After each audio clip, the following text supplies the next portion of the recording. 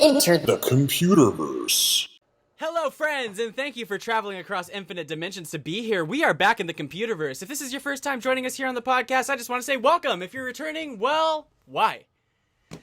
I just want to remind anyone that's listening, if you enjoy what we're doing here, please hit that subscribe button and ring the bell if you're joining us on YouTube so you can enjoy us on or join us on all of our further adventures. Speaking of adventures, we have an interesting personality with us here today, streaming in all the way from the Great White North in Canada. He has worked with artists like Savant, Hatiras, and Deadmau5. Welcome, Jelo. Hi. How's life treating you up there, man? It's dark. I mean, I'm right here. It's a little dark. Sorry. Yeah, direct from the alley. Yeah. Where are you right now? Are you like in some secret compound? It's the side of my house. It's a place that I go to get away. It's got covering. It's got some tree shading and stuff. So during the day, it's really cool. Okay, there's like a chair in the back right there. It's not like you just stand there. I've got a little table and chair with a little. It's got a little this tip. It's got a little plant on it. I got my Spider-Man tumbler here. That's dope. Let's see it. Show us the tumbler, bro.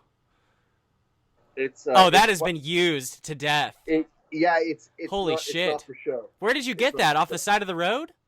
Yeah, the dollar store. Oh, okay. I mean, dollar store is great. You can find all kinds of magical things there, right? Including Marvel licensed product. You know, there's a friend that I had when I first moved out to LA, and this guy would swear by buying steaks from the dollar store. I thought that probably wasn't the best decision. Wait, what? Yeah. You got a budget. Yeah, there's no frozen section for that or refrigerator section in the dollar stores in Canada. Well, that's probably because they're sane. They've got a lot of sugar. You get a chocolate bar. Sure. Get some candy corn. Is the dollar store ever really a dollar though? I feel like the dollar store is kind of a ruse. No, it's not. Well, there's a chain in the States, and I keep forgetting the name. It's not Christmas Tree Store. Dollar Tree. Dollar Tree. Yeah, why would it be Christmas Tree? They've got a refrigerator section. They've got a freezer section.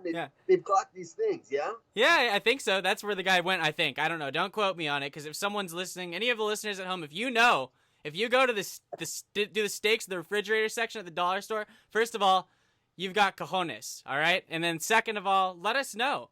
Is it good? I did a fair amount of food supply for snacks and stuff at that Dollar Tree in Reno before Burning Man on the last burn in 2019. Oh, wow. And that was just where you stocked up? I mean, got all of your goods? You can go in there and you can get involved. I mean, they had I can't remember, but there's a lot of good stuff. What are your Burning Man essentials? Flashlight and something that clips onto your body. So for the first 2 or 3 burns, I did the headlamp. This is shit. It's really uncomfortable. You get like a sweat thing that happens, and then the fly dust gets trapped in it and stuff, and it rubs against your skin. It's not good. So I got something that's like I think it's actually called a police light, and it looks like a pen, and it just clips onto your pocket, or if you're wearing a knapsack or a camelback, you just clip onto it, and then it's turned on, and then your hand's free, and then you turn your body wherever you're looking. Obviously, the light's going, and yeah. So that is definitely the biggest ingredient that I would say, and then the camelback actually is probably the second biggest essential ingredient. Without flashlight, you're going nowhere fast at night, and without water, you're going nowhere fast. So what about the bags to poop in? Do you need poop bags? Is that a thing at Burning Man? Wow, you want to get intimate with me? Yeah. Okay. I want to know about the poop bags, dude. We all want to know about the poop bags. Let's get into the real. No. Listen, I will definitely. I will share. That's some deep shit. This is a shitty conversation. Aha! Very punny. Ding. All right. That's all I've got. Okay, so I got a bucket, and I got a stool that went over top of it, and I took a saw when I got to camp, because there's a bunch of tools and stuff to build. So I took a saw and a hammer and a chisel, and I hammered the hole, and then I sawed to make sure that it wasn't rough. I grabbed the electrical tape, and I electrical taped around the parts that I cut, because some of it was serrated, and I didn't want to cut my ass up or something. Yeah, of course, that goes without saying. Yeah, and then You don't want your toilet to be gangster, dude. You don't want your toilet to cut your ass. No. Just want to get the job done. Yeah. Yeah, just want to get the job. I feel like I'm getting. So you built it. You built a toilet. I built my own potty. You can get camping potties. But I don't fly with a bunch of stuff. It takes me typically 9.5, 10 hours worth of flying. There's no direct flights to Reno from Toronto. Yeah. So I have to stop off either in Denver or I'm stopping off in San Fran and then do the connecting flight. And then once the connecting flight happens, hi. Hello. We've got guests, other guests in the background. Welcome. So we're right in the middle of a great conversation right now. So let me ask you. So do some people travel with toilets? Is that like a thing? Well, if you were camping, you like fly with a toilet, like a foldable. Yeah, you can fly with a camping toilet. It's not impossible to do that. So you really gotta clean the shit out of that before you go fly, right? So the thing is about camping toilets. The thing about it is that they don't have like the receptacle that catches the waste is like this bag. It's like a catch bag. So like you poop in the bag and then you pull the bag off the bottom of the chair and then you have it's like a Ziploc seal and then you toss it away right into your garbage. Yeah, I didn't have that. You can get those. So is the playa out there just filled with shit? It's like a land. It's not. Most people clean up, right? It's like unless there is porta potties out there. Right. Okay. And you can hit a great porta potty. It's totally possible. You can also hit a really bad porta potty that would change your religion. And you know once that happens, the scarring is real. Yeah. It's emotional, it's physical. Yeah. And so it's physical. Yeah, there's a physical scar. I'm sure you never want to shit again after that. It's not that you don't want to go again. It's just that you don't want to go in there. It's more specific. I don't know how dark I am or if you can see me very well, but I hope that you can. Anyway. Yeah, so, you're as dark as this conversation is. So. Let me see if I can raise. This is great. Quality. Somehow the quality got much worse. My screen is. Oh my God. It's about as bright as it goes. Maybe it's okay. If I end up actually here. Whoa! Oh, that's so much better. Wow. This is incredible. Thank you for joining us from your alley, all the way from the alley, all the way up in Canada. We've got Jelo here once again. It's really just the side of the house.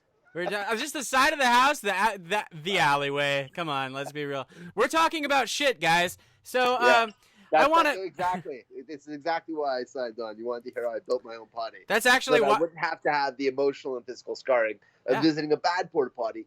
Again, though, I did say that it's a gamble. I mean, like, you know, it's one of those things. Like, you're about to open the door, you don't know. Sometimes you can get a porta potty that was recently cleaned. Other times you can get one that was recently destroyed. Sometimes you can walk into a porta potty and there's old dude beating it in there, and you're like, "Whoa, why'd you leave it unlocked, man?" He's like, "I wanted you to come in here and." It's possible you could get this. that experience. I'm imagining, but you could get that experience in the real world as well. So that would be called the glory hole, I believe. It's just not that's the scientific term for that. Yeah. Yeah. Oh yeah, you know. Oh well. Meet me at the glory hole. There's just go down with your buds. You ever just go down with your buds to the glory hole? I haven't. Ye old glory hole, dude. Legendary, fucking centuries old tradition. I'm sure George Washington, all those guys in the past, Queen Elizabeth definitely goes to the glory hole, dude. I have no idea. You don't think so? I don't know, man. Mean, that's how she ages so gracefully. Maybe, she goes to the glory hole. Yeah, no? That might be the secret.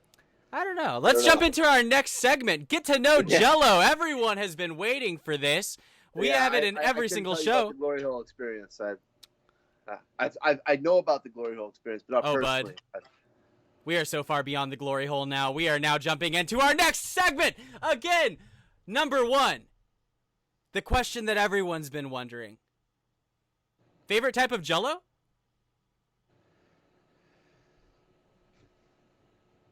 This is a tough one. Now, right now, he's like, "Fuck, man, you got." I'm out of the loop with flavors, to be honest. I mean, like, so there's strawberry, there's lemon, there's lime.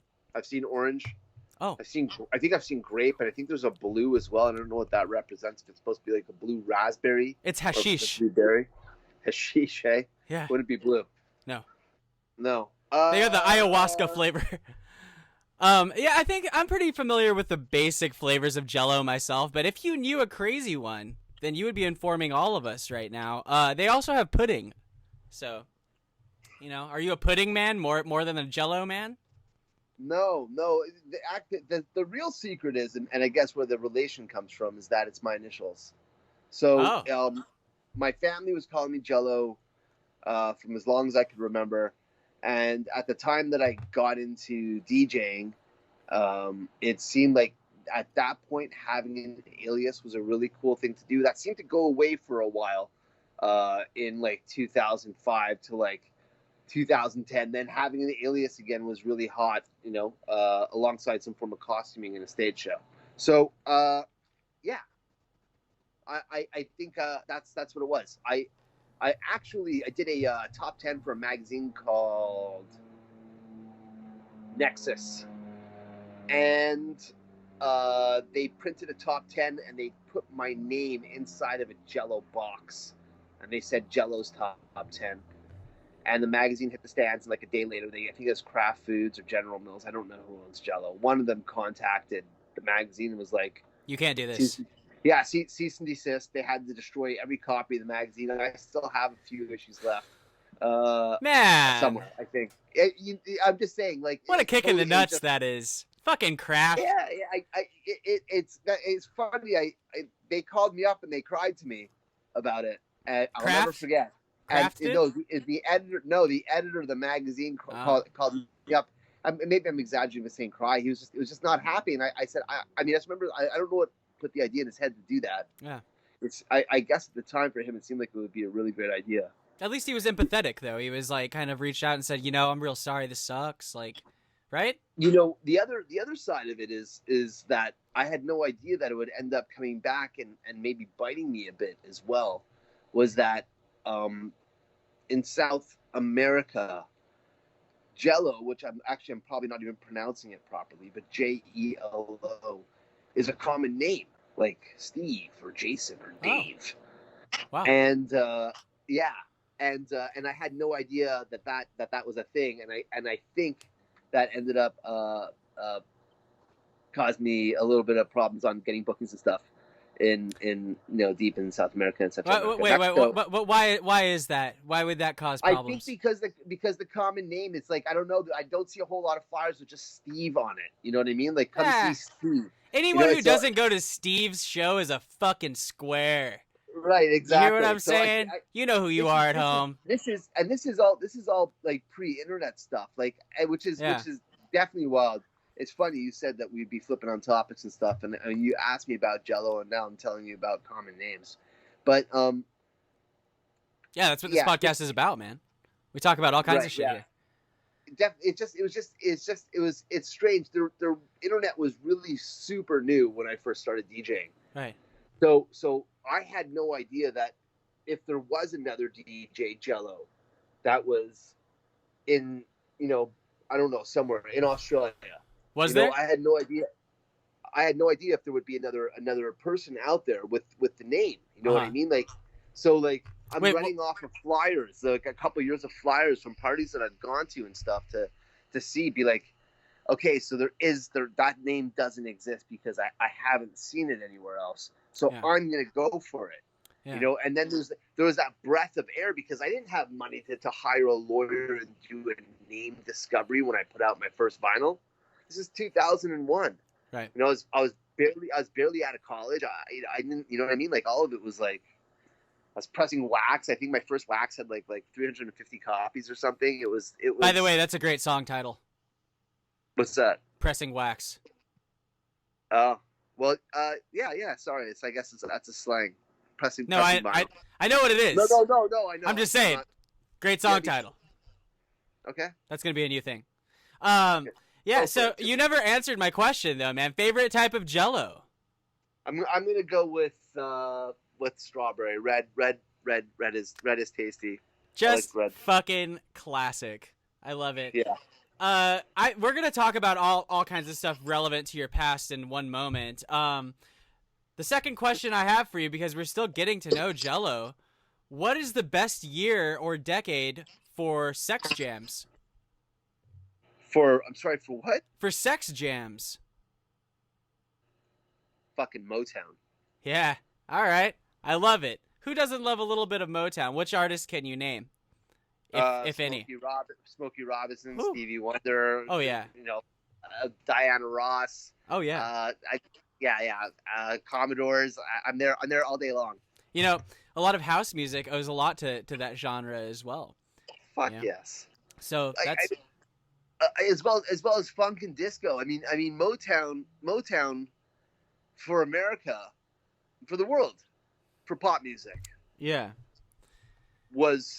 Is the music to look at. The groove, the funk, the bass, the rhythm, the blues, and it was everything. It wasn't just one thing. And sometimes it was what you're saying, is it had that slow, silky groove, and then other times it was, lose control.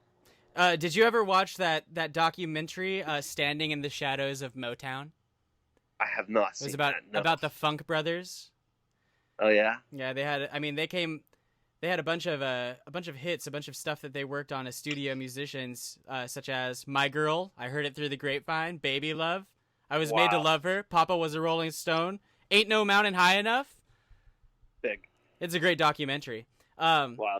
Yeah, Barry Gordy picked them up like way back when, so that's some pretty interesting stuff. I think that Barry Gordy also, like, if you look at his legacy, I think that somehow led to LMFAO, much like far down the line. I think that's just wild to even think. And it's funny, that song came on. I don't know where I was. I was in a grocery store or something a month ago, and it stopped me, and I was like, "This is fucking great." Which song? Oh my God. The first LMFAO single. The Shufflin'. What's it called? The Shufflin' song. Every day I'm shuffling. Yeah. Yeah. Sick. I might be wrong. Maybe I'm wrong. Let's see. But I just need to make sure. I need to fact check myself. I need some. That was their big one. That's one I remember. No, it's not. It was I'm Sexy and I Know It. No, that wasn't the first one. Was Party Rock Anthem. Party Rock Anthem was definitely the first one. Oh yeah. Okay. So. Oh my God! Hit after hit, eh? Yeah. So they were related to Barry Gordy. And it was Sky Blue, and his uncle Red Foo. So it was an uncle-nephew kind of team-up. I wonder what happened to LMFAO. You know what? I'm not going to get into it. I've talked about this in the first season. They're party rocking off somewhere, probably doing a mountain of cocaine. At least I hope. I have no idea. They're probably having a great time. They're sexy and they know it. They're party rocking their anthems. Barry Gordy is probably turning in his grave. Is he dead? I don't know. I think he's dead. Someone fact check this for me. Oh my God. He's alive. He's 90. He's fucking 90 years old, dude. Here's to 10 more years of Barry Gordy, right? At least. So, number 3. Choose your adventure. This is the most open-ended proposition I've ever had. I haven't played in Singapore. I haven't played in Philippines, Colombia, or Brazil. And so that would be my adventure, would be to head out to those areas of the world, because I haven't done that yet. I definitely would love to see if the music worked out there. That would be very exciting. I know it's going to work, but I'd like to see it working. Yeah. Maybe they party. You think? I'm pretty sure. I mean, a lot of people are raving these days. So, when the shows do come back, were you on tour like previously? Were you? Yes, and then I stopped for a sec because it's long. But mostly, to make a long story short. Make a short story long. I became a dad. Oh, that's a really short. That's a short, concise. Away from home, it was really tough. Also, I was on the road for almost 20 years prior to that. Yeah. And alone, which is which is weird. So you do you love touring, or is it more so like, you just had to take a step back and raise your kid for a bit? There's different reasons people take a step away from it, so I definitely can see both sides. I definitely love touring. Uh-huh. Definitely am built for it. And I never.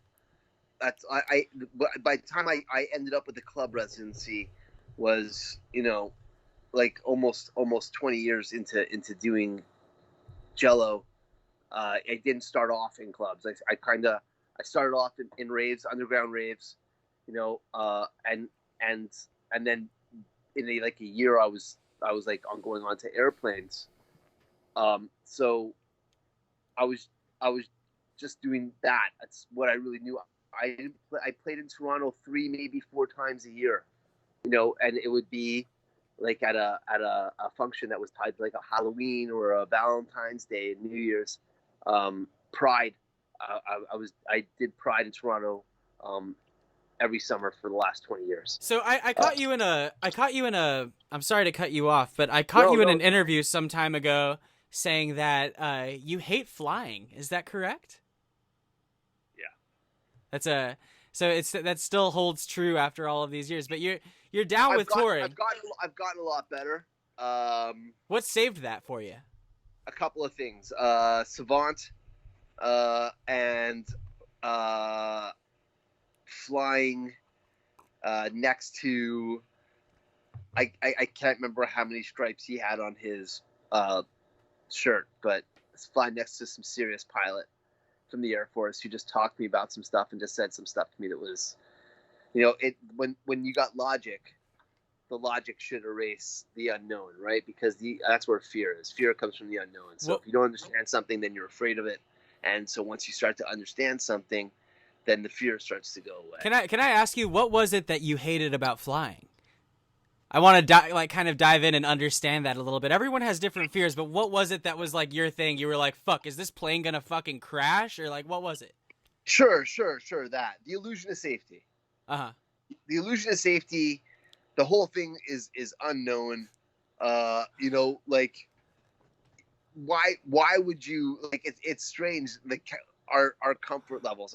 I don't mind getting into a cab with some stranger or an Uber with somebody and they're just driving somewhere and I'm out of sight, out of mind. It's far more dangerous. Right. Okay, absolutely. Like to say, or like I don't smoke cigarettes anymore. I did smoke cigarettes at one point. No problem lighting up cigarette after cigarette while I was out. That's a sure thing. And thinking that would be okay, the strange things, that the places, the blocks that our brains have to make things make sense to us, the things that we tell ourselves to justify what we think is cool and what we think is not cool.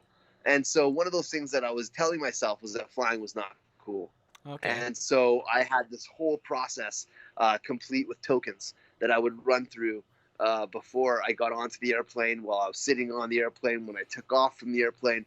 And as a result, I couldn't sleep on airplanes. So I'm doing all these fucking international, mega flights, 10, 15-hour runs, wide awake, time change, getting off the airplane, unable to sleep because I'm too jazzed for the show, do the show. By the time I get off, everyone's looking at me, they're like, wow, this guy's really partied, eh? Because my eyes be looking punched out like I'm a fucking Raccoon City. And I'd be like, no, I haven't done shit. I haven't slept in a day. Woo! Yeah. And this process was ongoing for a long time. And it wasn't because of drugs or anything. It was literally because of anxiety. Is that? That's true. Yeah. No, I don't have an affair with drugs.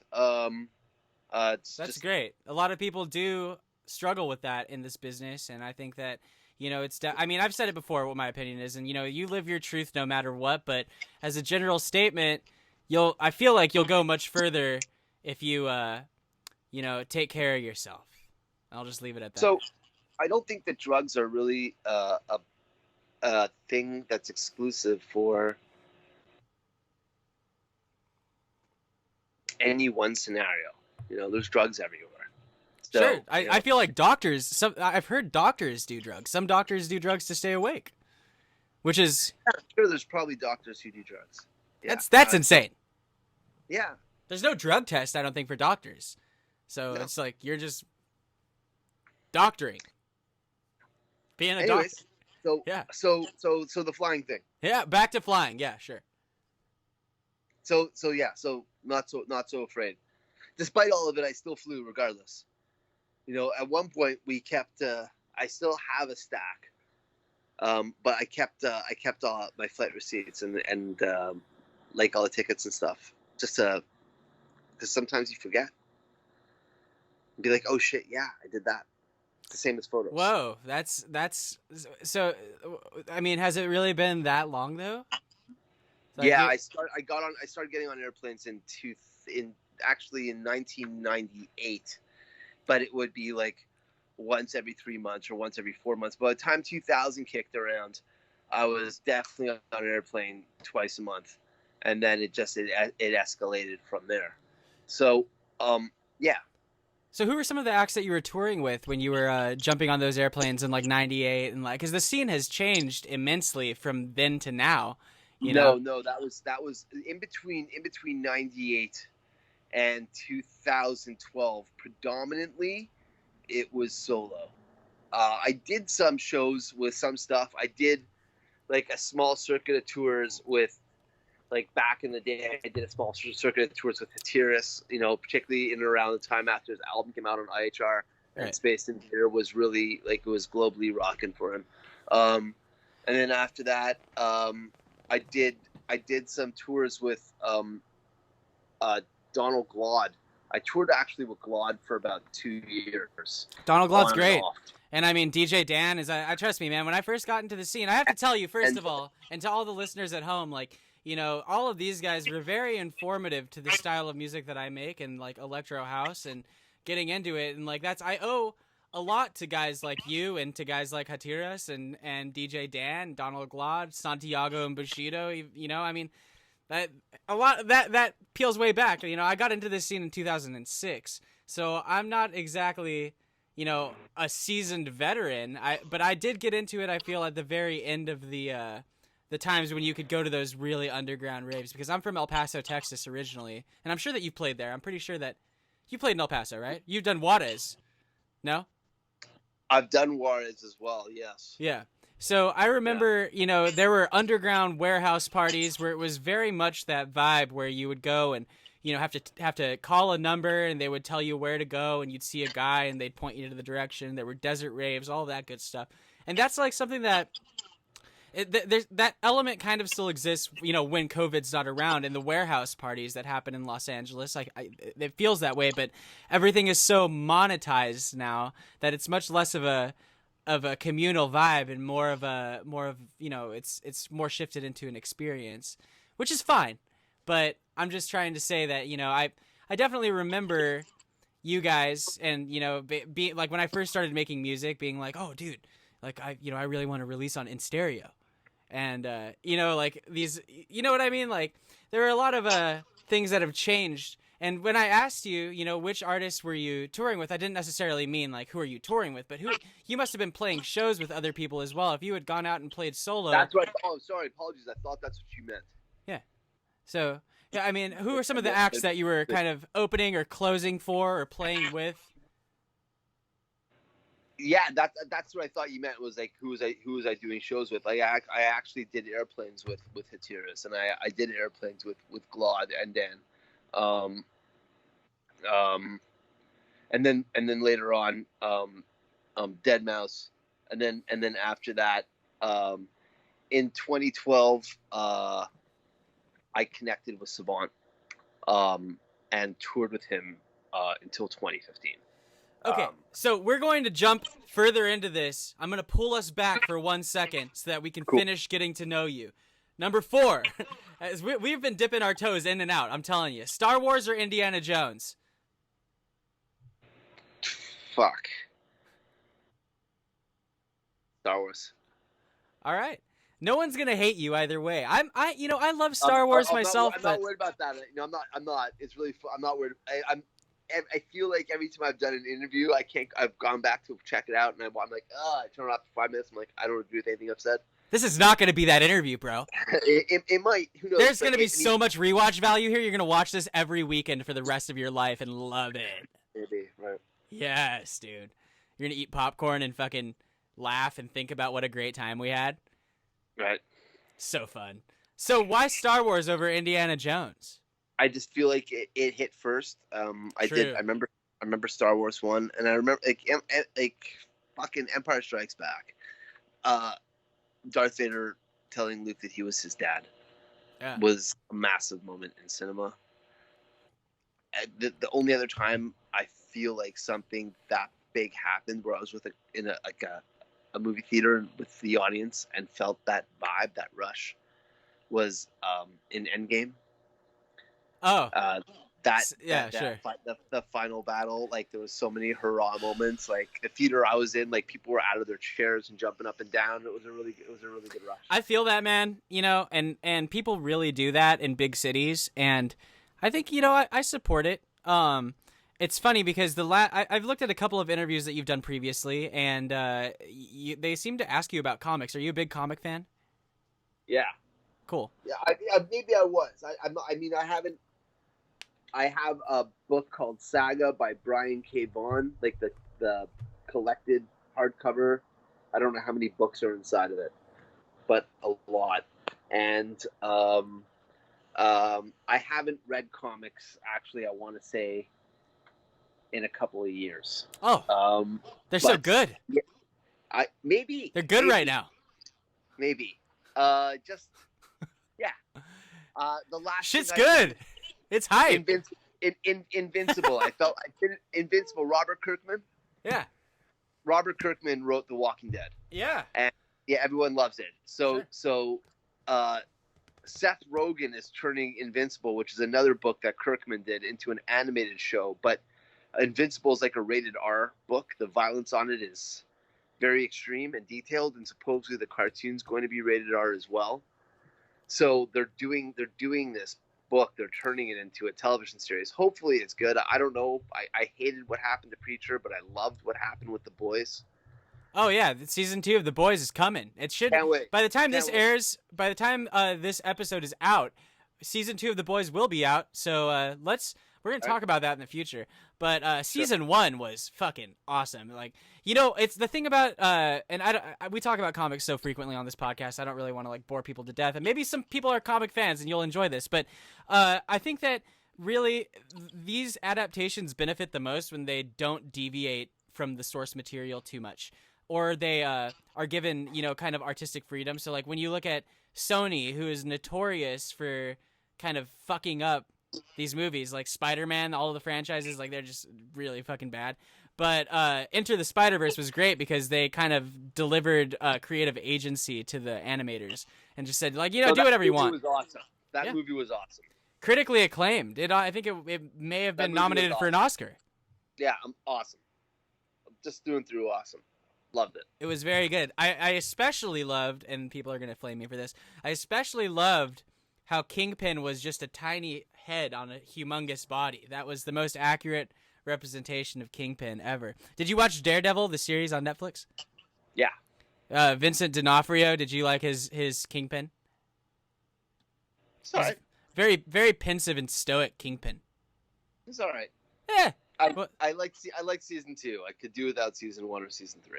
Okay, I haven't watched season 3. Watched season 1. I think it's all right. When it comes to Marvel Television, I'm more of an Agents of S.H.I.E.L.D. man, and they just finished the series. It missed me. It missed you. You haven't. Yeah. You didn't dive in. That's the problem, bro. It's 30 episodes per season, pretty much. So it's a lot of investment. A lot of the Marvel stuff it's missed me, including the films. What? Yeah. Which ones did you hate the most? I can't say that. So there's no hate. There's no movie that I walked out where I was like in that. Actually, I'll take that back. I haven't enjoyed any of the X-Men films. That's not Marvel Studios. It's Fox. Still. Now it's going to be incorporated. I'm stoked for that. So, now they have this new movie coming out, right? Called Class. I liked First Class. I thought First Class was a dope movie. I watched Dark Phoenix the other day with my girlfriend, and we were like, this is okay. That's really the vibe that I get from the X-Men films. It's like, it's okay.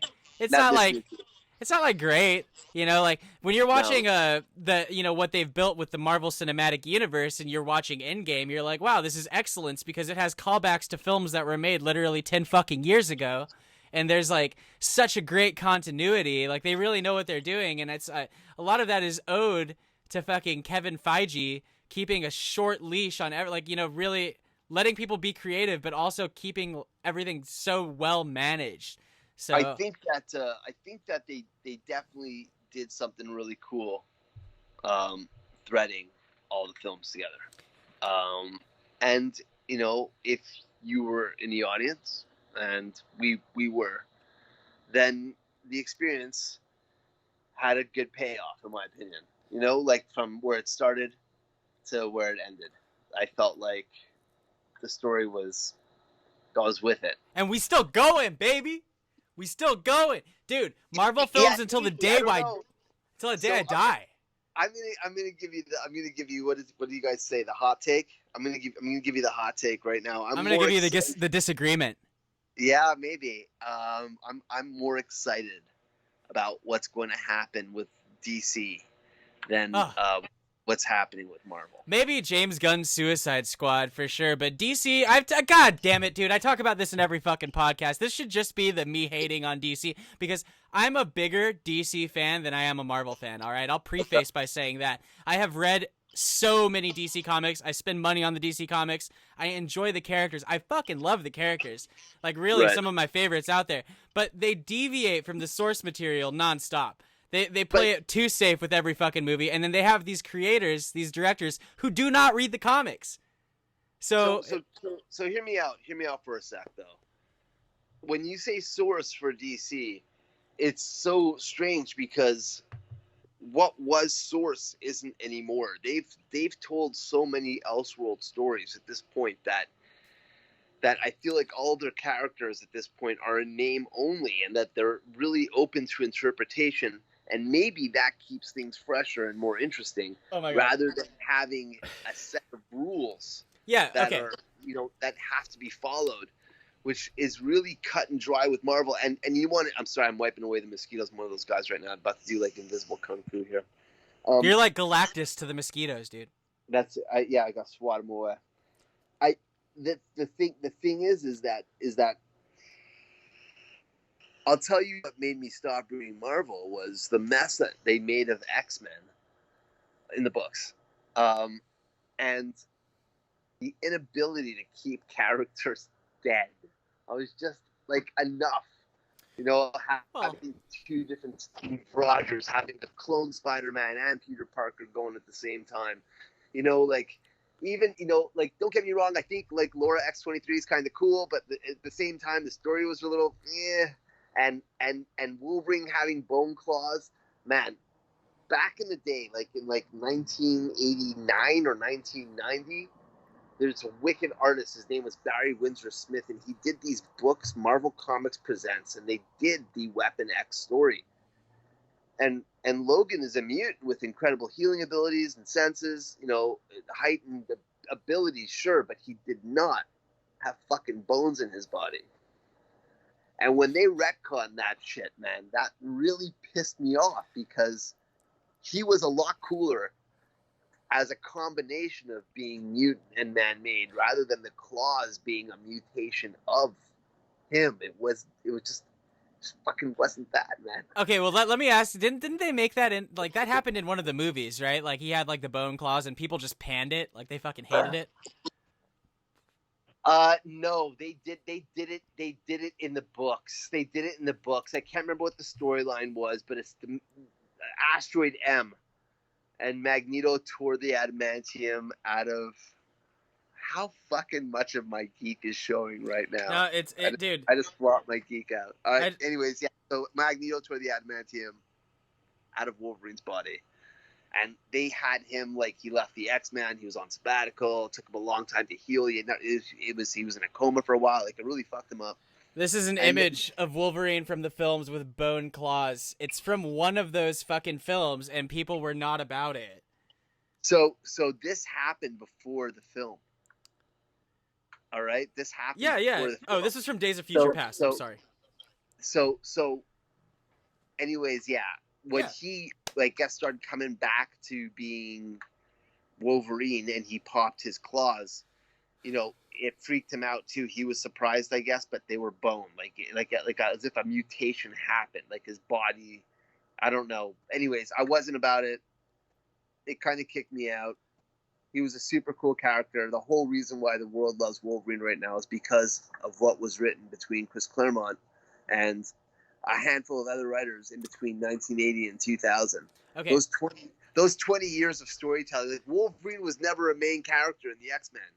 He was always the first one in the fight. He got knocked out right away, and then they'd get beaten, and they'd be the villain would be hatching the plan in front of them, and Wolverine would sneak up out of nowhere, slice the guy, free the X-Men, and they'd all get kick ass, and like that was the X-Men.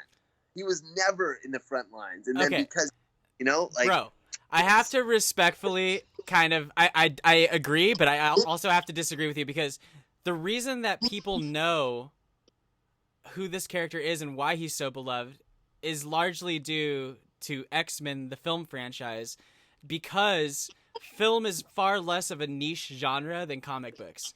Like, people know about all of these characters through the films. And that's the problem that I have with DC Comics. And, like, you're like, yeah, it's like they have all these different Elseworld stories, and that's great. I agree with that, because, like, I enjoy DC Comics Elseworld stories, but if these characters don't have a solidified identity across the board for most people don't even know what the fuck is up with Superman. Like, they don't even know, they think that he's, like, not relatable, when in reality Clark Kent is a pretty dope fucking dude. Like, if you've read any of the stories, Superman has been revamped. And, like, if you look at DC, dude, why are they not doing a cohesive storyline that could at least lead to something like Blackest Night? Like, they could go from Crisis on Infinite Earths, or, like, they're gonna do a Flashpoint film, but that kind of, in my mind, makes no sense when they're... And we're nerding the fuck out here, guys. I'm so sorry. But... it's too late. It's too late. It's too late. We've taken the... the red pill. I realized that 5 minutes ago. That's why I was like, my geek is, I'm like, it's done now. It's all over. It's okay. But yeah, I think that DC needs to develop some kind of an accurate representation of who the characters is for people who don't know, because a lot of people go into films, like millions of people, dude. They spend billions of dollars on films. You look like you're so adamantly disagreeing with me right now. Hold on for a second. I am disagreeing with you, and here's why. Because for the average person who's not us, like, we're deep. Like it's the same type of thing. Like, I'm just starting to learn about the EDM community on Twitter. And what? Like, so people are like, so they're talking, like, they're like, so you were mentioned on EDM Twitter. So I say, what is EDM Twitter? And they go, well, it's more than a hashtag. It's a community. I was unaware of it. I'm so. You got to come hang. Do you know what it is? I'm in a place right now, not even just right now, for a minute, of where if I'm going to use social media, it's like a tool. So, like, I'm like, okay, I want to know what Chocolate Puma is up to. Like, what is going on? So I'll go to their Twitter and I'll read just their Twitter feed. And then I'll be like, okay, that's what I came here for. Now I'm gone. I'm out. Gotcha. And same thing. So, like, I deleted Facebook off my phone. I don't have the app on my phone. I have the Pages app.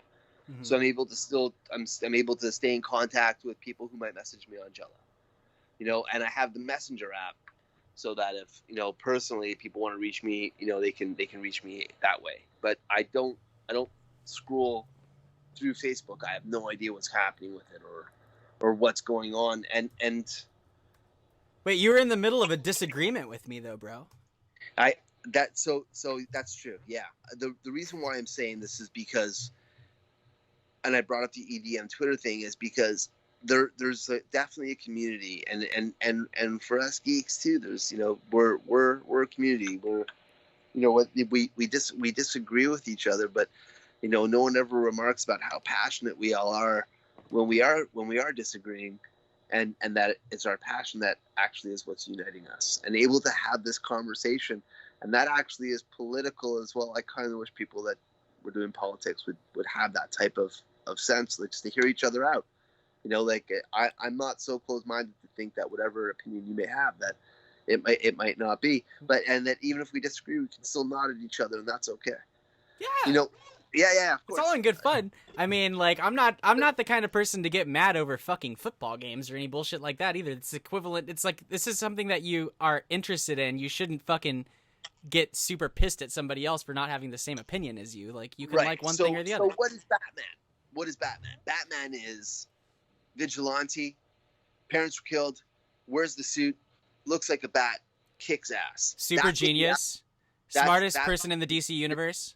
You're going places now as a fan, but for the average person, that's what it is. Same thing. James Bond was James Bond. British, super spy, dashing, has gadgets. That's bang, boom. That's the story.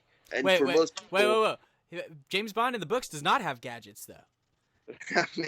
James Bond has gadgets in the films, and that's what people have latched onto. That's kind of, you're proving my point right now, bro. Am I? Okay. So I think when I'm saying that, these details, they can shift. And when these details do shift, what ends up happening is that conversation gets created, because an unremarkable film is the one that you go and see and someone says to you, "Did you like it?" And you say, "Yeah, it was good." And then you pick up your menu and you order your cheeseburger. That's not good. You want to have a passionate conversation, like, "Yeah, I liked it. Here's why." Yeah, like, sure. I saw the new Batman movie. I really liked him when he was Bruce Wayne, but when he was in the suit, he wasn't that great. And here's the reason why. And so without these conversations, we've got nothing. Why, so Zack Snyder, why is it that here we are, over a half decade later, having these conversations? Okay. No one's debating really over, some of the Marvel films. It's almost like there's a universal nod over it. And at that point, then you start to say, well, I'm the guy actually that ends up debating a lot of stuff with Marvel. I'm disagreeing with people because, I thought the ending of Civil War was redundant. It was pointless almost.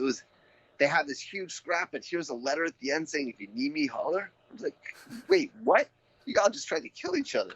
You know what I mean? Like, now it's all good. Zack Snyder's whole thing is, I think that he watched, and I've talked about this in our episode with Watch Out Loud, but I think that he has read a few Batman comics, and he read a few Superman comics, which was like the raw basis of what you should read when it comes to those characters, but it's not enough to truly understand them. And it's like, they don't allow someone who is a true fan to actually create the films. And that's why Zack Snyder's films are kind of like an offshoot. It's like he read okay, here we go. This is a video that I'm going to plug right now.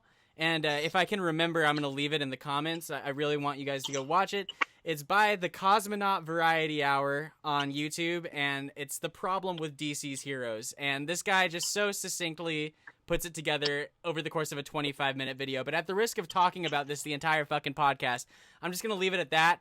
I would like to see them more fleshed out. I'm glad that you're also a fan. I have to ask you, question number 5, what board game dominates over all others? Monopoly. Perfect. That was the quickest, just nail in the coffin answer right there. I'm loving it. With all that sorted, now let's jump into the meat of our show. That's right. It's time to jump on in. So I realize I'm running the risk of asking extremely dumb questions here. You already basically answered it though. So Jelo is your initials? Yeah. What is your real name, if you don't mind me asking? No. It's in Google. You'll find it in a second. Joshua Lauren Oberon. Okay, and so Jelo came from your. It was a nickname that someone gave you. Is that what you said? Yeah, my uncle. Okay. And my whole family called me that name, so it had a nickname that seemed like the alias to go with. And so when you had brought this up earlier, you had mentioned that there's kind of been a change in the, just the overall strata of the scene, I guess, and that people were going by a moniker, and then it kind of fell out of fashion, and I guess for some period of time people were just using their names. Mm-hmm. And then they went back to the moniker kind of thing, and we're kind of at a mesh of that right now, right? Maybe, yeah. Is that what you would say? So, yeah, I mean... Seems like you wanted to comment on that. No, I'm agreeing with you. All right, no, it is what it is. Yeah, there it is. Just keep Yeah, going, Download. Shut the fuck up, Download. Let's keep going. Let's get to a point. So your career spans back a ways before many current dance music fans' libraries actually reach. What was your experience jumping in as an artist at that point in time? Like, I know that you said that you were playing warehouse raves, but where did it go from there?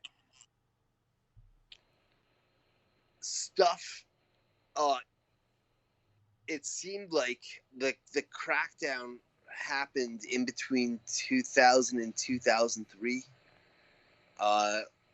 There was oh, that's the warning. Battery's gonna go. You gotta plug it in, seemed bro. like I'm outside, nowhere to plug. It seemed like stuff started moving from warehouses into clubs. And when that happened, in between 2003 and 2005, I had a little, I guess a lull. Like I wasn't playing as much as I was playing before. The music that I was into was not considered to be club music. House music started getting really popular. Slower BPMs, more soulful, more vocals. It was more digestible. So, so the clubs would try and break it in with the top 40 crowd.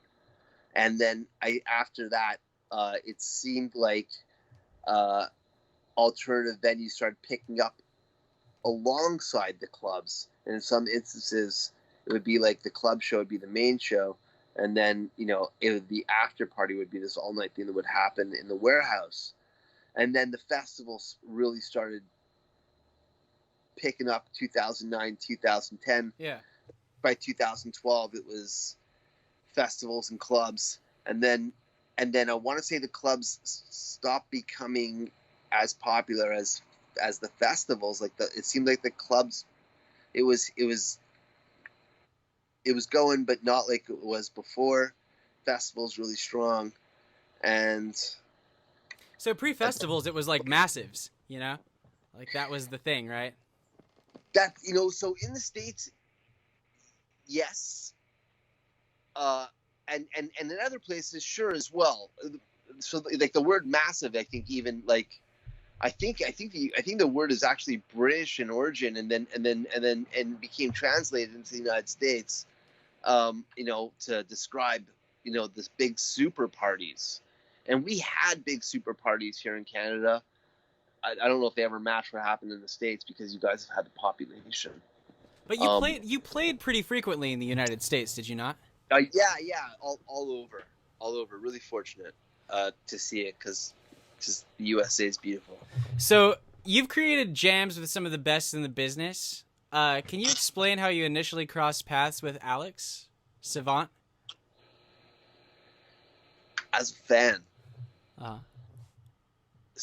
As a fan, I was buying his tracks on Beatport, and it's funny because I was showing his music to other producers, and everyone was ignoring the music and arrangement, and were hyper focused on his mix and the overall sound, the master, the output of his music.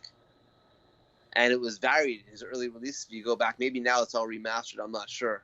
But I mean, if you check out some of his, his first few albums, the amplitude off of one song, for example, will be at one place, and maybe not so strong on the other. Mix is just very varied. Yeah, he's a genius. Like now is different. Now his last, I don't know, 5-6 albums, they sound like holy super fuck. Super fuck. But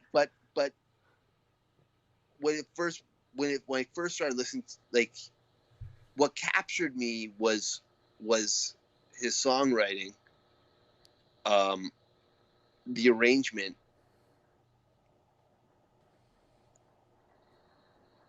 It was an adventure. No one was doing music like that. Yeah. No one. And it's really funny because now I feel like now we're hearing Savant in everybody's music. If you go back and you listen to what he was up to with his melodies,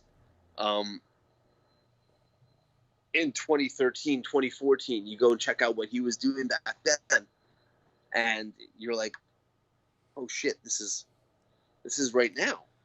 Yeah. You know, he was, and he is. He's next level. Well, yeah, he's up there. There's really nothing quite like Alex. I feel like, unfortunately, Savant is one of those artists that kind of goes overlooked by a lot of people, and I don't know what the real reason for that is. I'm not throwing shade. I'm just saying, like, I'm a big fan of Savant myself, and I definitely have been influenced by, plenty of his tunes and the tunes that came out on Section Z. But you have other artists that are like, pegboard nerds, and I mean, they're all, you can't compare artist to artist, you know what I'm saying? But like Savant, for some reason, maybe he just started a new project, or he kind of fell into obscurity over the past couple of years. I'm gonna compare artist to artist. I'm gonna go so far as to say that if Beethoven and Mozart were put into a blender with every fucking computer idea possible, and musically, out is Savant, and that's that. Yeah, I'm saying he's immensely talented. I love the dude's music. Like, that's no bullshit. I love Savant. I love him. He's a brother. Some of the music that he makes, it misses me. It's not about loving his music. It's just, did you watch the UKF video that he did? No, I don't believe so. So do me a favor. You got to check that out. All right, guys. If you have watched it, if you haven't watched it, you need to go check it out. There you go, from Jelo himself. Yeah. And then come talk to me. I'm just saying, like, I think that Savant is someone that deserves a little more credit in the scene. Like. Well, he's got it all. He's got it all from me. I'm pushing it. I think as far as a songwriter, it's untouchable. Yeah, and lightning fast. Like, I don't. It's his workflow. Do you guys work in the same DAW?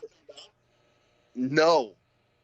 But when we did Battery and when we did Derby, that was both in FL on his computer. The only thing that I did on my system was make the vocal samples for Battery, and then I did the drum loops for Derby also, and then everything was imported into the system. I think there's a really old school video watching Alex work Battery, and I'm sitting at that point. I was trying to quit smoking cigarettes. I'm chewing on this nicotine stick, and I'm just sitting at like 2-3 feet away, just watching. I'm like, yeah, oh fuck, and then because that Battery came out, was the other side of it was him and Adam K, and that's because another legend. At that time, I lived almost across the street from Adam K. So right after I finished Battery, I'm like almost like, because I'm like, I gotta show this to somebody else, and Adam is like a whoa super producer, you know what I mean? Like whoa. So I'm like, I know, and so I brought it over. Even Adam looked at me and he was like, what the fuck? So it was just. Anyways, so here we are. It's almost like I've just done like. Yeah, what year was that? A slosh. 2013 or 2014. Okay. Yeah, that's awesome. So I want to reach back a little bit further. I was introduced to your music. 2012, actually. I mean, even preceding 2012, I was introduced to your music through none other than Deadmau5, listening to The Reward is Cheese. I understand it's kind of like a weird subject I personally feel needs to be discussed. Can you explain what happened that brought that tune to fruition? We met at an airport on the way to the Winter Music Conference, and then had a funny conversation that people were mistaking him for me because his name was Joel, and they thought that Jelo was a rearranged name. and this is back in the day, like no one was doing like big flyers with our faces on and stuff. It was just the name. It wasn't cool to have your face with your name and stuff. That looked too commercial. So flyers weren't doing that type of thing, you know. So and then we had a laugh over that, and then we hung out kind of on the airplane, and then we exchanged phone numbers, and then we started hanging out just as friends. You live in Toronto, right? Yeah. So you guys are both originally Toronto guys. I don't think he was. I think he's really from Niagara Falls. Oh, I don't okay. know. Anyway, so Excuse me. And then after hanging out, we ended up jamming and doing that. And then I think a week after that, or 2 weeks after that, we did Cat on a Leash as well. So those are the 2 records that you guys did together? Yeah. Okay, word. So do you guys still have a relationship at all, or? I haven't talked to him in a long time. I don't know what he's up to be honest. Right on. So what do you look for as far as inspiration when it comes to creating music? You know, it's always different. So I started listening to music because that was my great escape.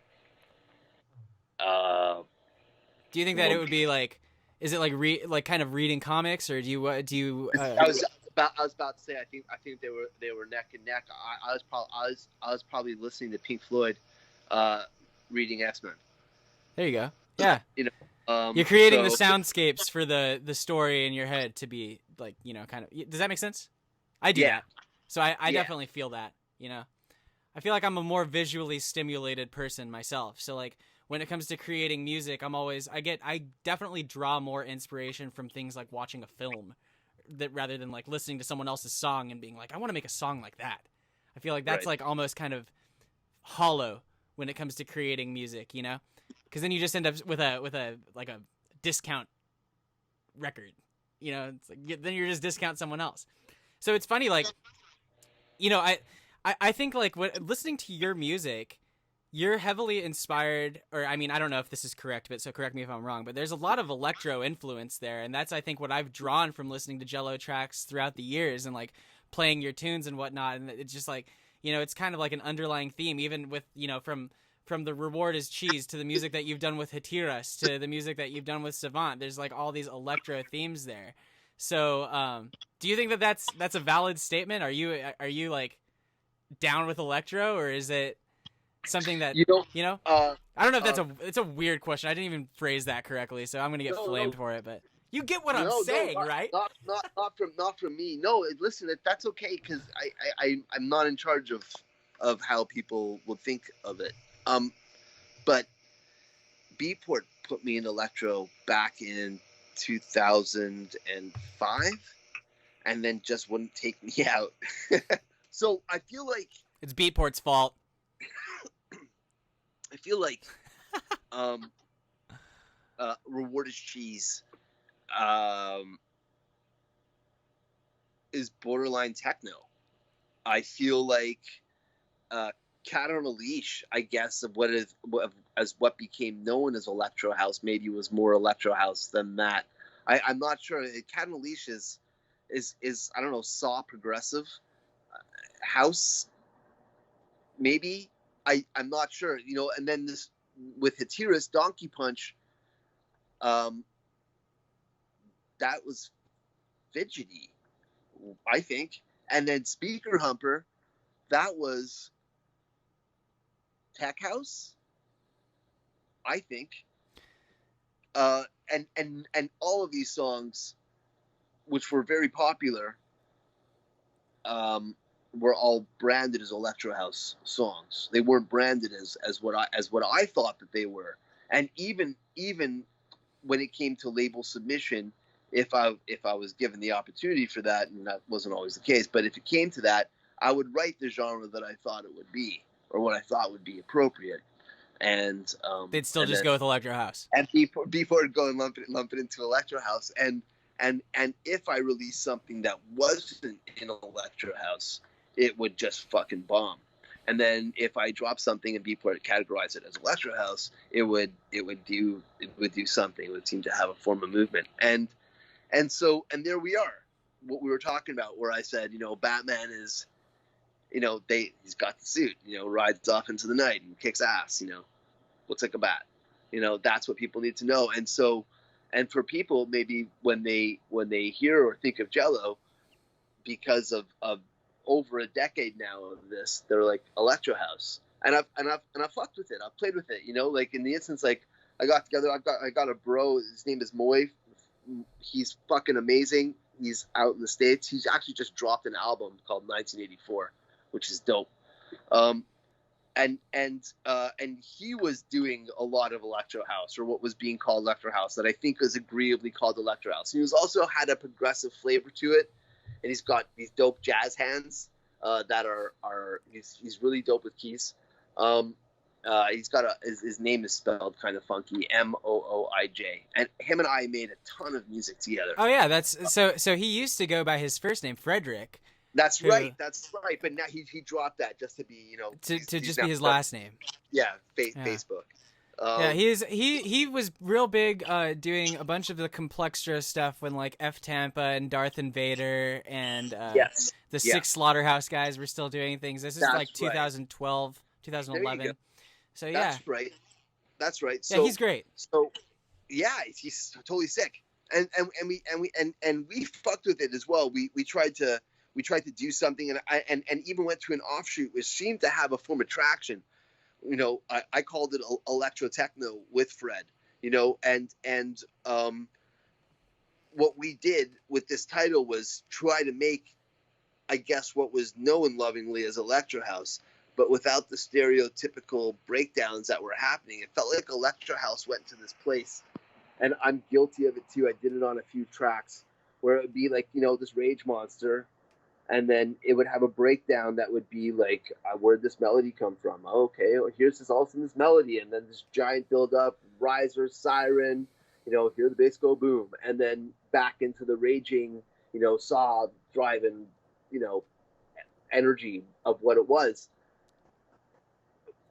I liked the driving. I didn't like, where the fuck did this melody come from, and why is this breaking down? And okay, it's the stop. I hated the stop. And I don't like the stop even when I'm mixing. Like, don't get me wrong. Sometimes I like it. The other night, I played a set, played like this like proggy stuff, had long-winded breakdowns, and I was drinking beer, and I was having a good time. I get it.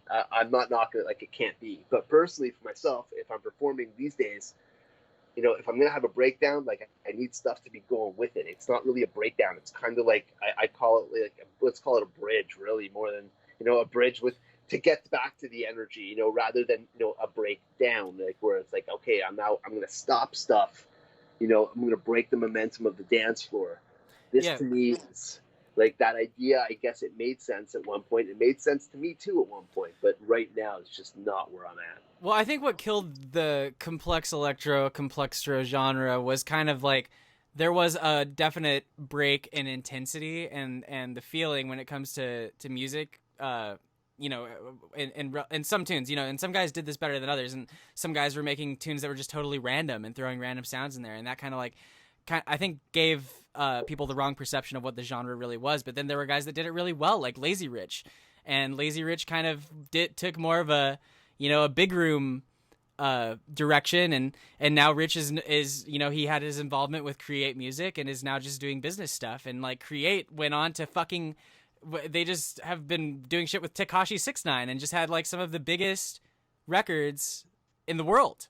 Yeah, so, they're distributing my music and Fowler's as well too, who is like also like fucking lightning bolt right now. That's a pretty crazy story though, to go from one thing to the other. And it's sad though, because I definitely did enjoy a lot of that music. And if you look at house music, like tech house, what tech house is these days, and you have artists that are doing like G house, tech house, like Chami, Mala, even like Dom Dalla, or some of the guys that are releasing on Sweat It Out in Australia, there really isn't a complete lapse when it comes to the energy of a record. It's all just like flowing, and I agree with you in saying that there's more of a bridge than a breakdown these days.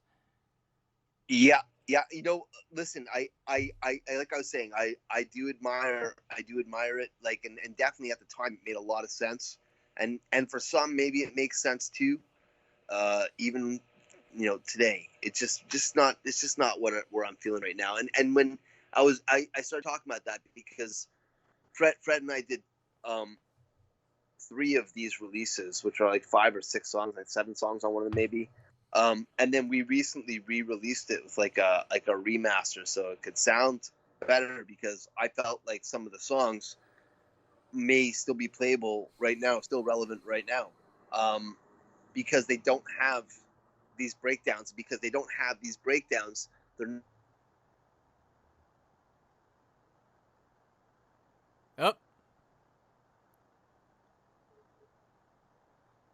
Oh no. I think we lost him. And we are back with Jelo. I'm so glad that he made it back right here, because I was worried that we were going to be left all on our own. You did give some fair warning. The battery was going to die.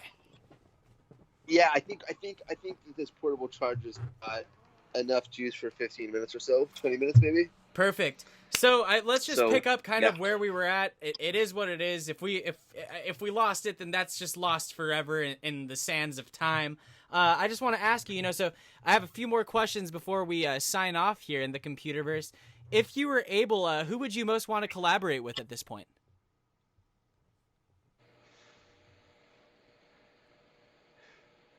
So, I'm still doing stuff with Moy. I'm still doing stuff with Fowler. I'm really happy whenever we're working together. But if I was like to dream like people that I don't know, yeah, that's what I'm saying. Like that's who I'm asking. Yeah. So who are your favorite artists right now is basically the question, I guess. Like, who's in your rotation that's outside of your circle? Locked Club, Boys Noise, Chocolate Puma.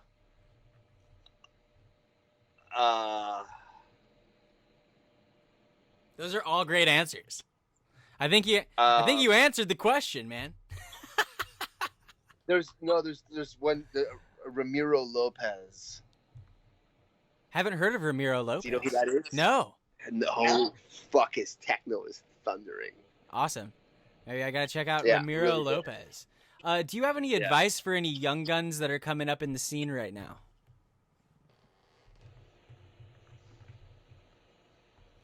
To what though?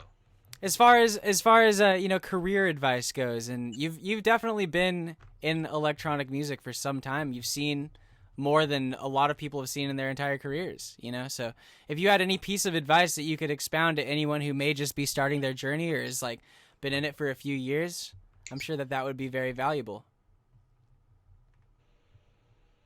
So for playing music, out, for making music. No, I'm just asking as like a general statement from artist to other artists. I don't know if I have one. I mean, because there's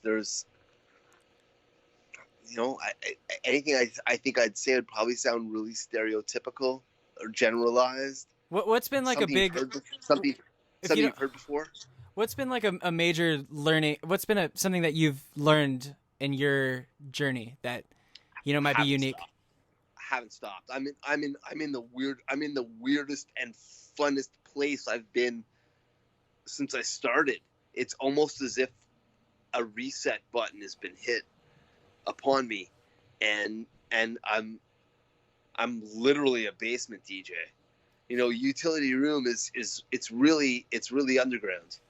I don't mean like as like it's underground music. I mean like, there is one. Yes, but I mean I'm in the basement. Like, I'm in the fucking basement. And like and that's where I'm playing music 2 times a week. That's where my show happens. And yes, I've gone and I've done the show outside and in a few different cities and stuff now. Like, and that's dope, and I don't want to stop doing that, but I'm just saying, like, I started playing wax in the basement, and then I played CDs, and then and then I'm using MIDI controllers, and I went from basement to clubs to really big parties, back to clubs, to really big parties, to festivals, back to the basement.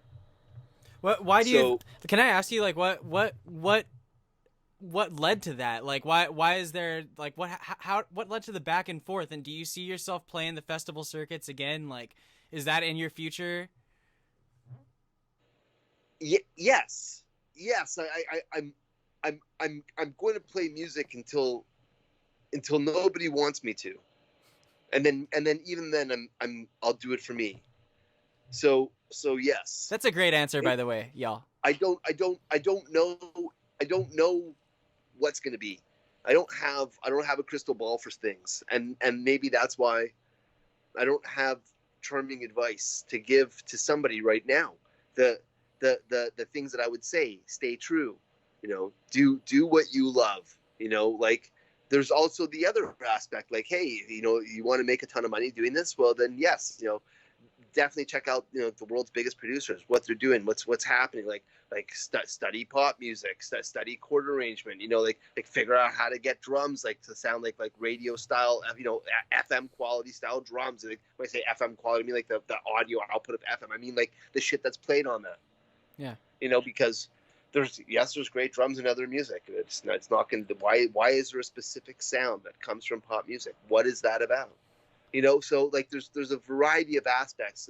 I don't have one key form. Like, I'll talk to some people and then their direction is love.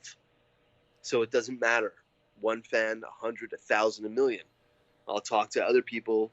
They're not going to be satisfied if they have 1,000,000. They need 10.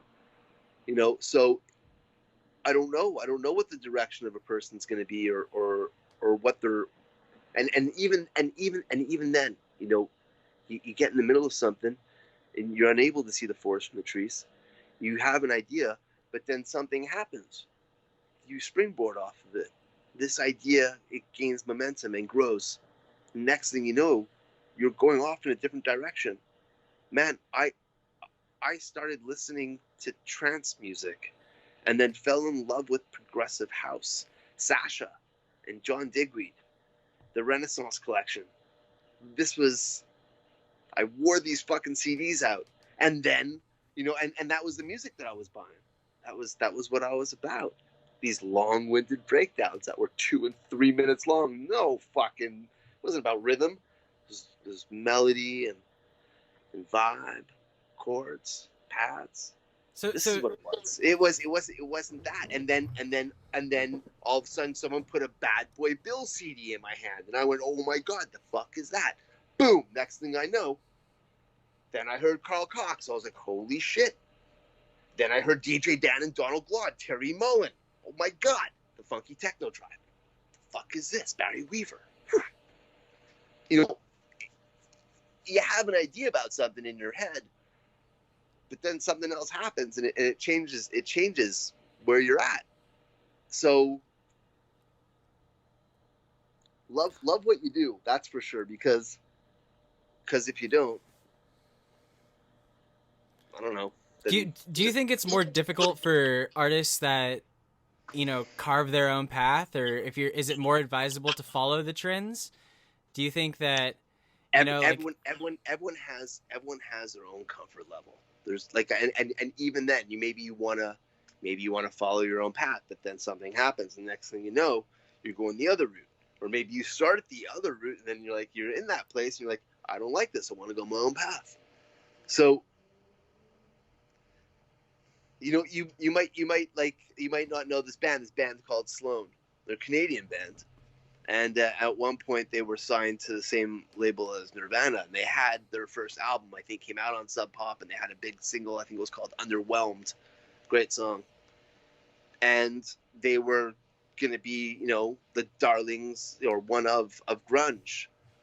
And this was the projection. And I don't think they were into it, and they came back to Canada. So I don't know why they did that. I love them still. I still listen to their music. They're still fucking wicked. Great band. I don't know what the story is. What about the Tragically Hip? Do you guys know about the Tragically Hip? The Tragically Hip.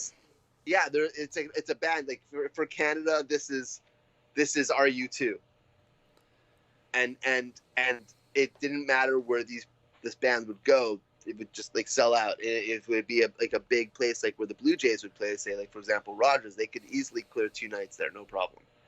So and for some reason or another, the question that would be asked in Canada often is, why didn't this band take off in the United States?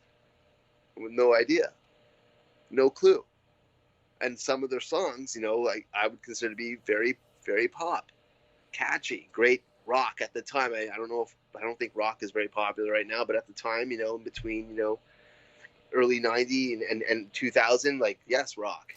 Is there any way that I can flip the conversation and come. like Sorry. I want no, it's okay because I want to stay on this point, but like I want to ask you introspectively, how can you like look at yourself in that level, and like is it like, has your goal ever been to be like touring like those guys, or like, you know what I mean, like being one of the biggest artists, or what has your goal been? Where is Jelo? Yeah. At one point I definitely was like, I wanted to go for it. In fact, at more than one point, I think there was 2 or 3 points where I definitely felt that, and also felt the pressure to do it as well. That it seemed like if you weren't doing that, it wasn't good. And you had to fake it till you made it, and like. Was that just toxic? Was that like a or what came of that? I'm not sure. I'm not sure what came of it. There's been so many times over the course of this that I felt that I've done wrong. I don't know how else to say it. I said the wrong things. I did the wrong things. Those are all learning experiences, though. Of course they are. I don't think that it's can hinder you 100%. I don't know. Potentially gonna do more of it. Yeah. And that's it's part of being a person. Yeah. That doesn't mean that it's over though. Like, it's like that those are all parts of learning, and fucking you just continue, and like you never know how you can reinvent yourself, and I think that it's all just part of the journey, right? Going back or do you to what we disagree were with saying that? before, in 2012 or something, I think it was 2012 when I first I brought Alex to a club show, Savant, and that's how him and I first, like, we talked a lot that night, and then a lot the next day, and then he didn't fly off, and he ended up sleeping at my house for like 5 or 6 days, and then went off to his next gig after that. And it was during that time that we just hung out and talked, listened to a lot of music, read a lot of comics, ate a lot of hamburgers. Did you say ate a lot of hamburgers? Yeah. We ate a lot of hamburgers, guys. We did. What hamburgers were you guys eating? Was it just the same? Matter, as long as they were burgers. No, I mean, as long as it was a burger. You're like, download, hold off. That's an entire other conversation. We'll talk for an hour about hamburgers. All right. Let's not jump into the hamburgers. But sorry to cut you off again. I don't mean to tangent one more time. But you guys hung out. You were eating burgers. I toured it for 3 years, man, and I can tell you that I ate a lot of hamburgers. Are we hearing it here first that one of Savant's favorite foods is hamburgers? You guys mutually just have a love for burgers? No, it's one of his favorite foods is hamburgers. Well, if you're ever in Los Angeles, I will take you for one of the best burgers.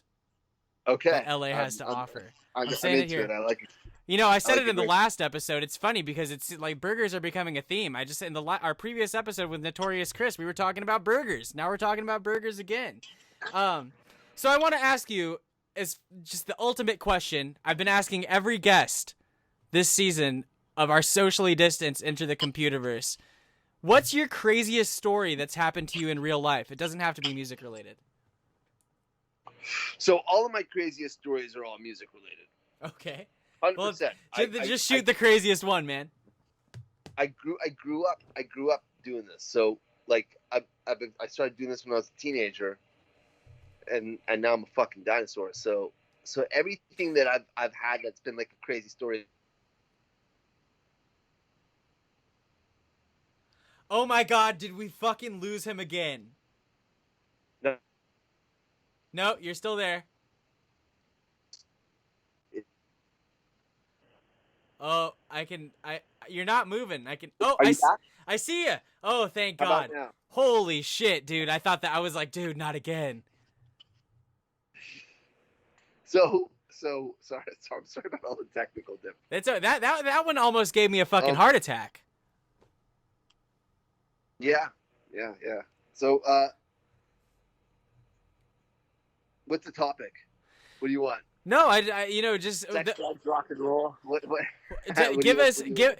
whatever you think the listeners and viewers at home would most sink their teeth into. Just give us a crazy story, man. Everyone has got one so far. This one of our guests had a story about how he threw a party and these two underage girls came over and stole his car, and they found the car crashed out in the street. Well, that is wild.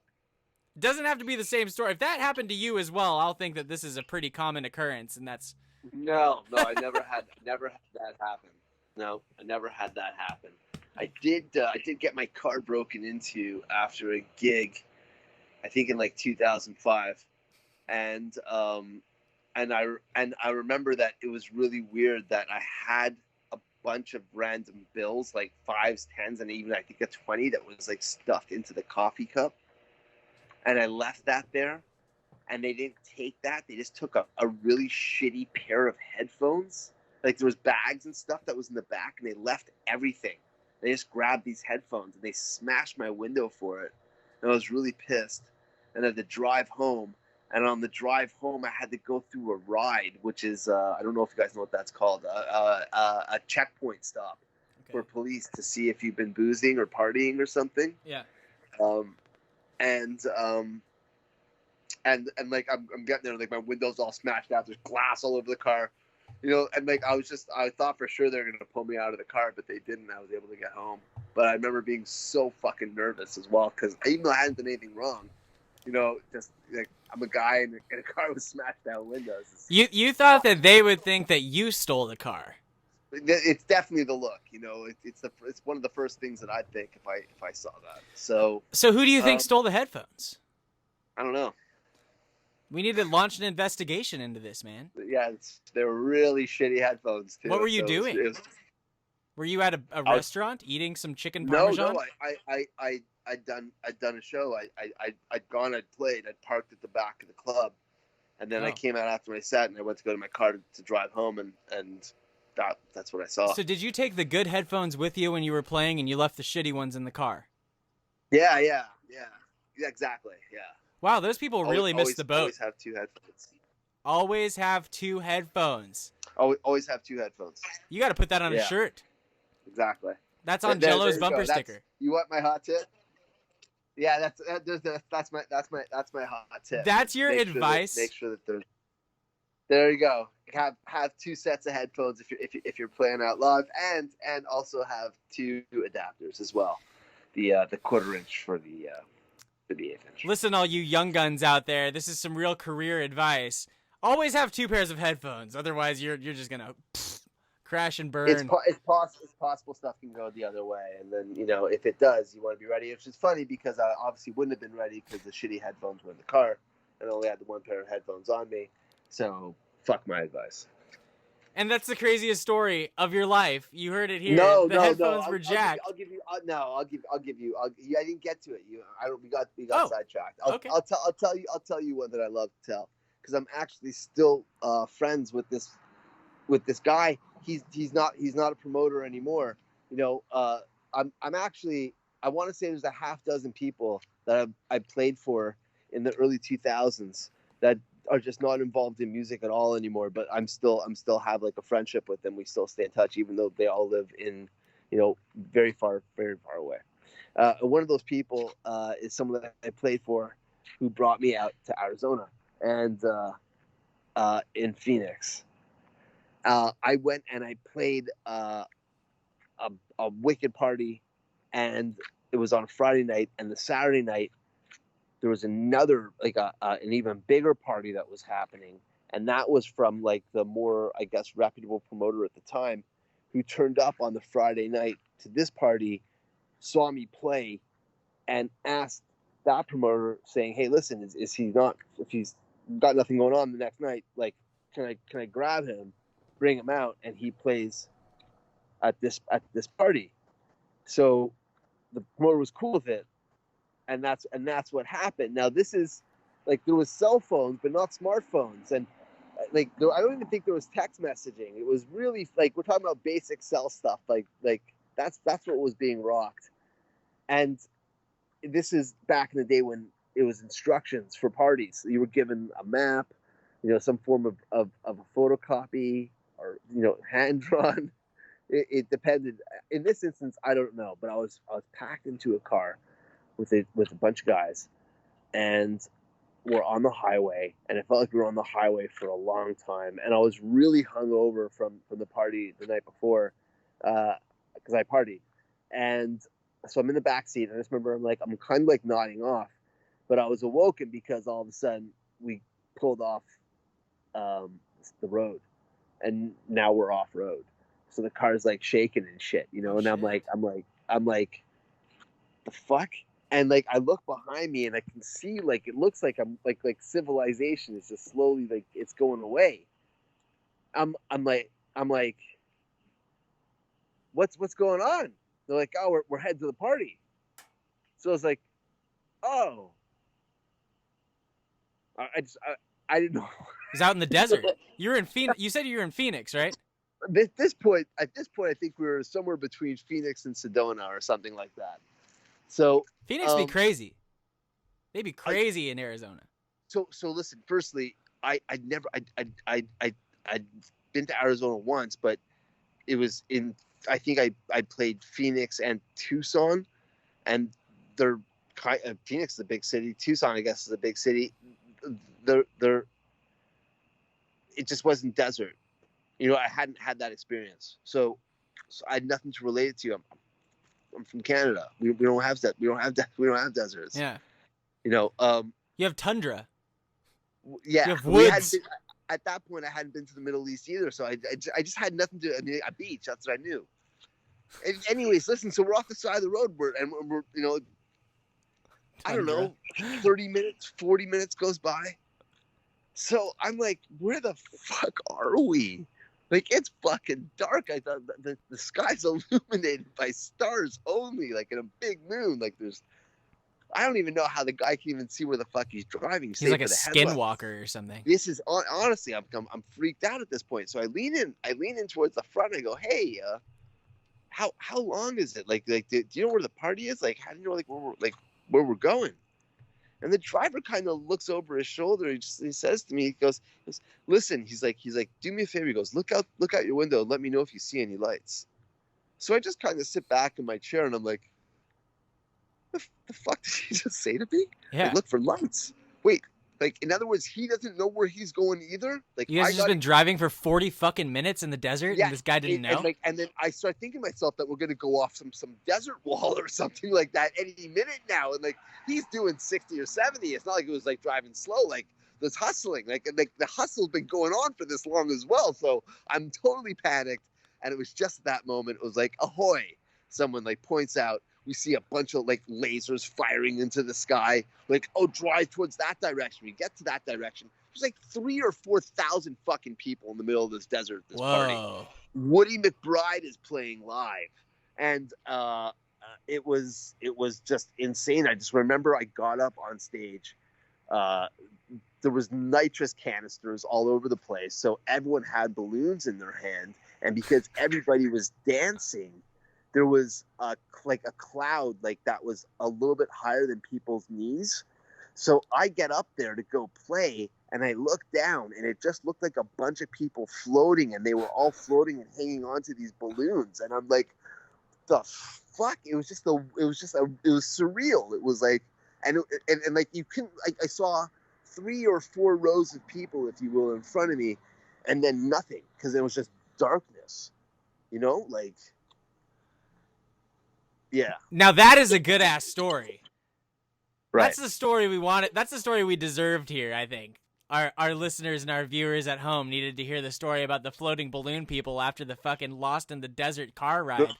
There you go. But you also did get your headphones stolen, so we rest in peace to those headphones, and fuck you to the guy that stole them.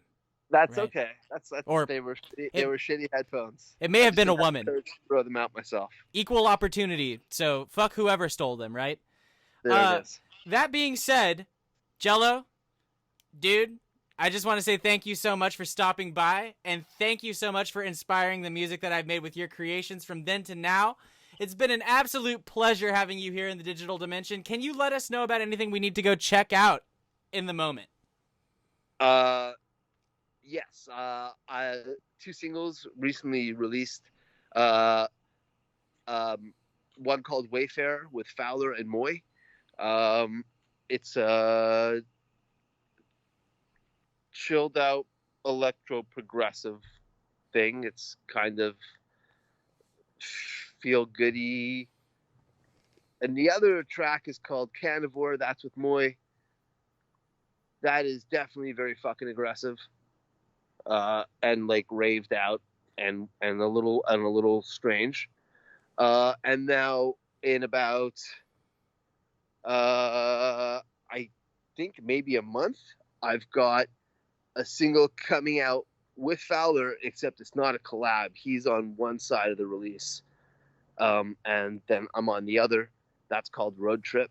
So that will be very fresh once this airs. That will probably be just out. Right, something like probably. I guess but I'm not sure when this comes, but yes, that'll be. I mean, to be honest, neither am I. I don't know when this is out. You guys, sorry at home for anyone listening. I'm just fucking unorganized. Does anyone want to come and clean my studio? That's right, like, yeah. I need someone to come through and do a little bit of a Swiffer and a little bit of a wet jet.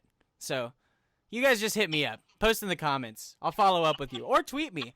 But speaking of Twitter, I wanted to ask you, do you have any plugs for your socials so the good people at home can find you? So, yes. Facebook is Jelo Official. Twitter is DJ Jelo. Instagram is DJ Jelo. If you go there, you can find everything else. My Twitch is DJ Jelo. And Utility Room, which I do Thursdays 9 ET and Saturdays 10 ET. And is that on Twitch?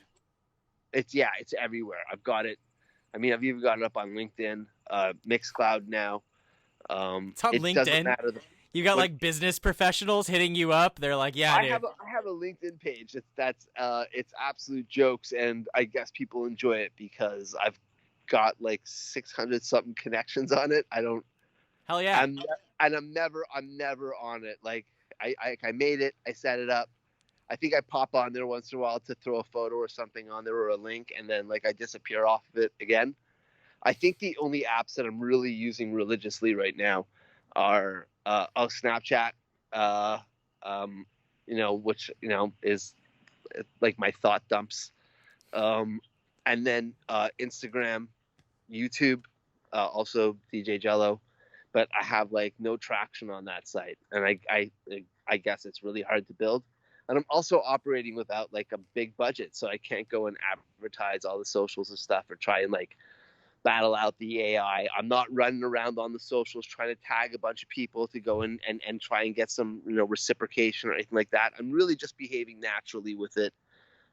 If you like it, come, stay. And yeah, that's my vibe. And don't steal his fucking headphones. Yeah, don't steal my headphones. You heard it here first. Well, friends, it's that time again. You have entered the Computerverse, but now, unfortunately, you must exit. Once again, until our next episode, I just want to say thank you so much for tuning in. Please be sure to hit that subscribe button if you haven't already, and ring the bell if you're watching on YouTube so you can join us on all of our future interdimensional adventures. I just want to remind everyone that my first comic book is out now via Comixology. You can find it by Googling Downlowd Jailbreak, which is what it's called. I have music out now on Gangsta House Records. It's a tune called Club Anxiety. And I just want to plug my next release out on Kasnowski's Fraudulent Records called Bang Bang. You can follow me on Instagram at Downlowd, DOWNLOWD, or on Twitter at Downlowd here. And as always, you can visit www.imdownload.com for all things related to my music, comics, stories, and more. I truly hope that you enjoyed this adventure with us. Until next time, be well, stay safe, wash your hands, and if you sneeze during this episode, then bless you. And if you're going outside, please be sure to wear a mask. See you next week, computer heads.